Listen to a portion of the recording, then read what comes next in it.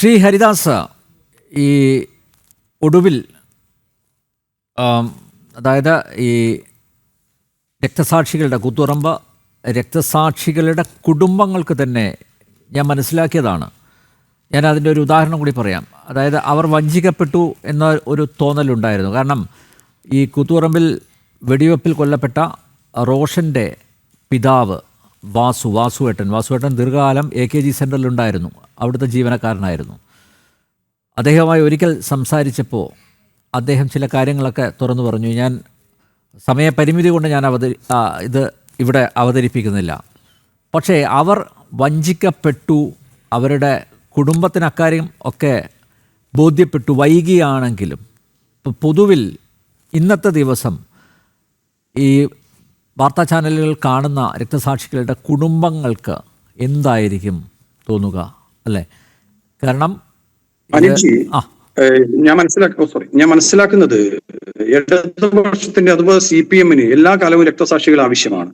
അവർക്ക് അവരെ രാഷ്ട്രീയം വളർത്താനാണ് രക്തസാക്ഷികൾ. രക്തസാക്ഷികൾ അവർക്കൊരു മുതൽക്കൂട്ടാണ്. അവരൊരു ആഘോഷമാക്കുകയാണ്. കണ്ണൂർ ജില്ലയെ സംബന്ധിച്ചിടത്തോളം നിരവധി രക്തസാക്ഷികൾ അവരെ നേരത്തെ വിളിക്കുന്ന മുദ്രാവാക്യം രക്തസാക്ഷി മണ്ഡപത്തിൽ പോയിട്ട് രക്തസാക്ഷികൾ മരിക്കുന്നില്ല, ഞങ്ങളിലൂടെ ജീവിക്കുന്നു എന്നൊക്കെ വലിയ ആവേശത്തോടെ അണികളെ ഊർജ്ജസ്വലരാക്കാൻ വേണ്ടിയിട്ട് മുദ്രാവാക്യം വിളിച്ചു കൊടുക്കുകയും വീണ്ടും രക്തസാക്ഷികളെ സൃഷ്ടിക്കുന്നതിന് വേണ്ടി ആവേശത്തോടെ സമരമുഖത്തേക്ക് എടുത്തു ചാടിക്കുകയും എല്ലാം ചെയ്യുന്ന ഒരു പാർട്ടിയാണ്. ബോംബ് നിർമ്മിക്കാൻ അവർക്ക് എല്ലാ സാധന സാമഗ്രികളും എത്തിച്ചു കൊടുക്കുന്നു, അവരെ ആയുധം കൊടുത്ത് മറ്റുള്ള എതിരാളികളെ കൊല്ലാനയക്കുന്നു ഒക്കെ ചെയ്യുന്ന ഒരു പാർട്ടിയാണ് മാർക്സിസ്റ്റ് പാർട്ടി. മാർക്സിസ്റ്റ് പാർട്ടി നിങ്ങൾ ഈ നേരത്തെ സൂചിപ്പിച്ചതുപോലെ കഴിഞ്ഞ കുറച്ച് കാലങ്ങളായിട്ട് എടുക്കുന്ന നിലപാടുകൾ എന്താ? ഇപ്പൊ ഞാൻ P. ജയരാജൻ ഒരു പോസ്റ്റ് ഇട്ടെന്ന് പറഞ്ഞു. എനിക്ക് തോന്നുന്നു CPM-ന്റെ അടവ് നയമാണ്.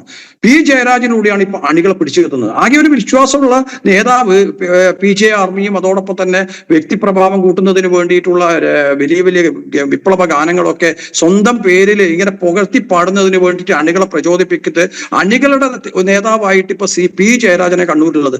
ബാക്കി നേതാക്കന്മാരെയൊന്നും ഇപ്പൊ CPM-ലെ അണികൾക്ക് വിശ്വാസമില്ല. കാരണം എന്താ? അവരൊന്നും പ്രൊട്ടക്ട് ചെയ്യില്ല. ഞങ്ങളെ കൂടെ നിൽക്കാൻ P. ജയരാജൻ മാത്രമേ ഉള്ളൂ. ഞങ്ങളെ എല്ലാത്തിനും നയിക്കുന്നത് ഞങ്ങളെ ഏത് കാര്യത്തിലേക്കും തള്ളിവിടുന്നതും നയിക്കുന്നതും സംരക്ഷിക്കുന്നതും നേതാവ് P. ജയരാജൻ എന്നത് കൊണ്ട് തന്നെയാണ് P. ജയരാജന്റെ പേരിൽ വ്യക്തിപ്രഭാവം ഉണ്ടാക്കുന്നതിന് വേണ്ടി വിപ്ലവ ഗാനമൊക്കെ ഉണ്ടാക്കുന്നത്. അപ്പം ഇപ്പൊ ഞാൻ പറഞ്ഞത് ഇങ്ങനെയുള്ള ഗാനങ്ങളൊക്കെ ഉണ്ടാക്കി വലിയ രീതിയിൽ ഒരു സംഘർഷഭരിതമായ അന്തരീക്ഷം ഉണ്ടാക്കി പാർട്ടിയെ വളർത്തുന്നതിന് വേണ്ടിയിട്ട് സ്വന്തം ജീവിതം സമർപ്പിച്ചിട്ടുള്ള നേരത്തെ പറഞ്ഞ റോഷന്റെ അച്ഛനെ പോലെയുള്ള ആളുകൾ, വാസുവേട്ടനെ പോലെയുള്ള ആളുകൾക്ക് തിരിച്ചറിവ് വന്നിട്ടുണ്ട് ഇപ്പോ. കാരണം തിരിച്ചറിവ് വന്നതിന്റെ ഭാഗമായിട്ടാണ് അവർക്ക് ശബ്ദിക്കാൻ കഴിയില്ല. കാരണം കണ്ണൂരാണ് ജീവിക്കേണ്ടത്.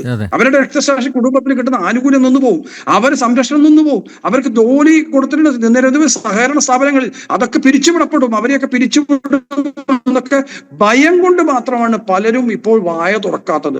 നേരത്തെ ഇവിടെ പണിക്കർ പറഞ്ഞ പുഷ്പനെ അറിയാമോ എന്ന് പാട്ടുപാടിയ ആളുകൾ 30 വർഷം പുഷ്പൻ എന്തിനു വേണ്ടിയിട്ടായിരുന്നു ശരശയ്യെ കടന്നത്?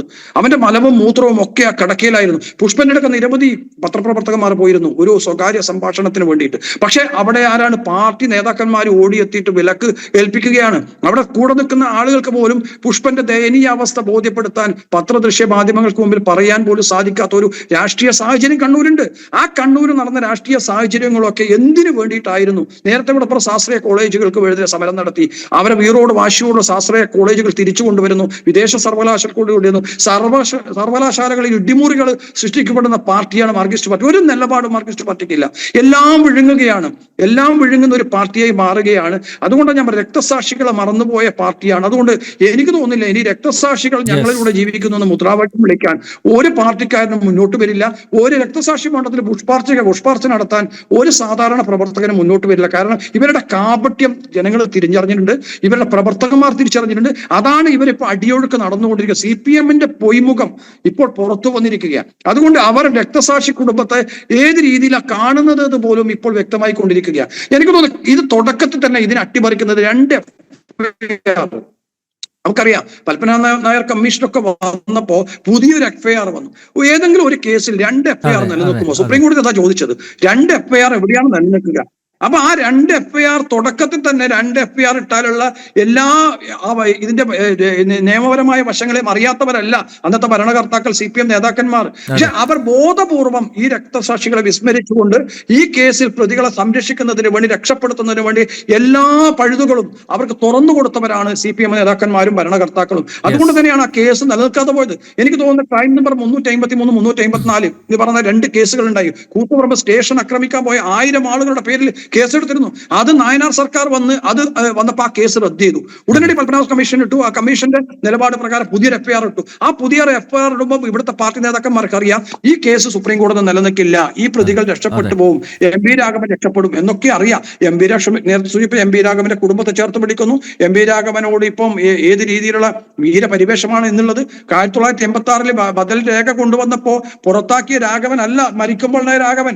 ആ രാഘവനെ നെഞ്ചോട് ചേർത്ത് പിടിച്ച് ശവശരീരത്തിന് വേണ്ടി മത്സരം നടത്തിയ ആളുകളാണ് CPM നേതാക്കന്മാർ. പാർട്ടി ഓഫീസുകൾ, CMയുടെ ഓഫീസുകൾ ഇന്ന് CPM ഓഫീസുകളാണ്. അപ്പൊ ഇതൊക്കെ കൂട്ടി വായിക്കുമ്പോൾ CPM എന്ന് പറയുന്ന ഒരു പാർട്ടിക്ക് കേരളത്തിൽ ഒരു നിലപാടില്ല എന്നാണ് വ്യക്തമാകുന്നത്. ഓക്കെ.